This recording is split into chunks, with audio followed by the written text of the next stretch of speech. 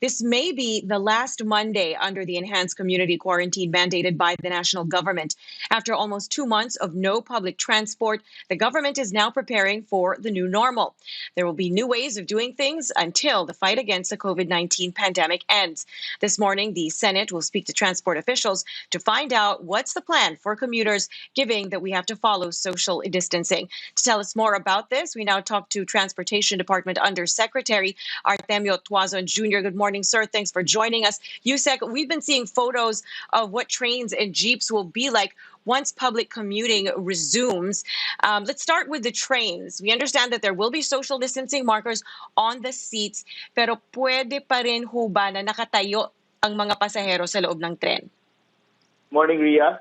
Well, definitely there will be some changes in the way we board the trains right now. Currently, we will be using about 10 to 15% capacity only of the train.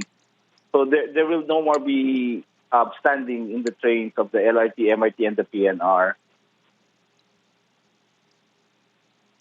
Okay, there are so many guidelines, new guidelines in place. Will there be personnel inside the train who will monitor and enforce this? Yes, there will be train marshals for the LRT and the MRT and also for the PNR. So they will be the ones enforcing the social distancing guidelines within the train. Now, Yusek, aside from the train, social distancing measures also will have to be implemented on the station platforms, pati din sa pila. So, ibig po sabihin na hahaba talaga yung pila. How will the DOTR address this? And do we even have enough trains right now?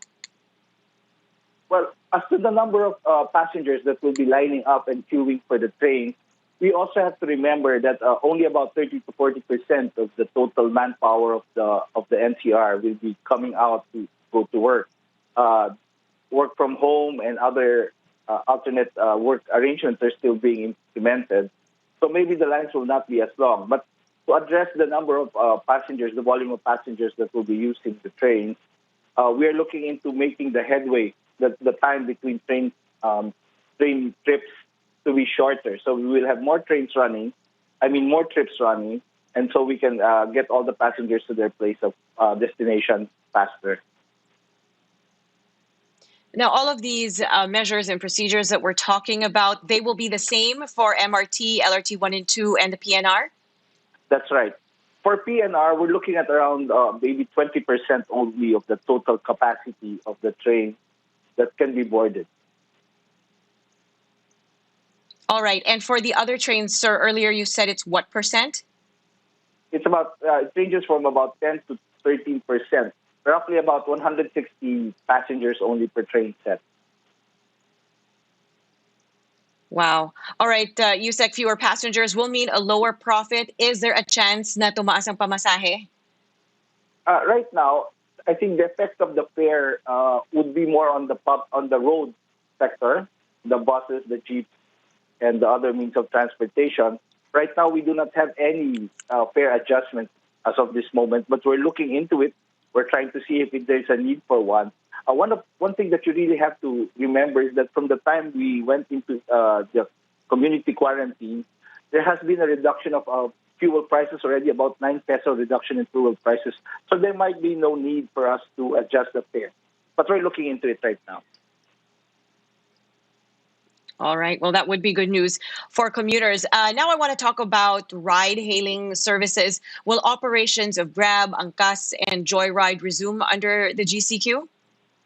There will be limited operation of the car ride-hailing applications like Grab, but definitely for Angkas, Joyride, the motorcycle ride-hailing apps, they will not be allowed to operate because it will be very difficult to implement the social distancing using motorcycles.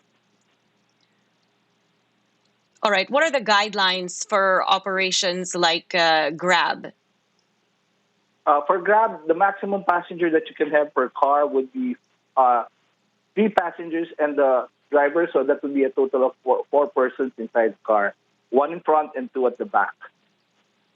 That's the maximum already. All right.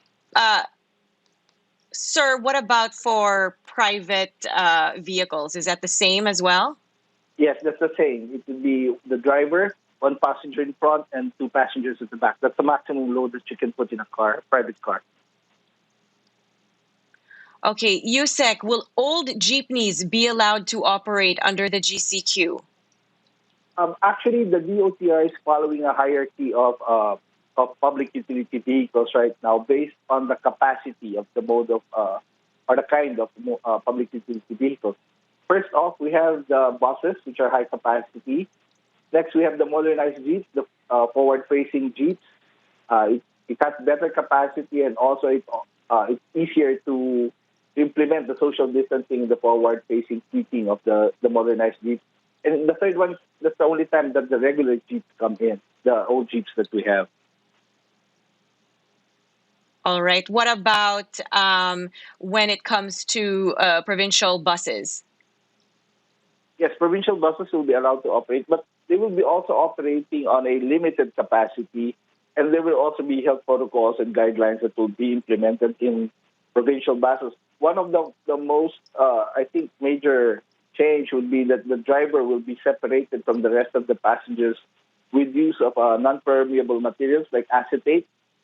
Then we are trying to implement already the automatic fare collection system, so to limit the contact between the conductor, the bus driver, and the passengers, especially in jeeps wherein they pass the money from the passengers to the driver. So if it's possible to have the automatic fare collection system, we will have that. If not, they will have to pay the driver. I mean, sorry, they will have to pay the driver first before boarding the jeep. All right, a lot of things to get used to. Thanks for speaking with us this Thank morning, you. Yusek Tuason.